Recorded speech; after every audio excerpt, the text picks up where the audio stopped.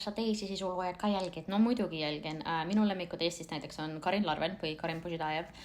Tema teeb laheda fitnessi ja tema tehtud toidud. Saad aru? Juba mingi aastaid vaatan siis, no kurat, ma pean ka tegema. Nii, ja siis mulle meeldivad Liisa Connor, Liisa Leetmaa, Isabella. Tal on ilusad pildid. Isabella teeb vapustavaid pilte. Ma ei tea, kuidas tema see kaamera teema toimub, aga nagu wow. Liisa Leetmaa täpselt samamoodi. Naljakad on minu jaoks Aga mida Henri teeb või A mida Henri teeb. Ja Kate Kulp. Nagu leidsin ta siin, ma ei tea mille järgi, kas tema vist hakkas mind enne follow ima või keegi nagu mainis seda, aga nagu jumala lahe konto.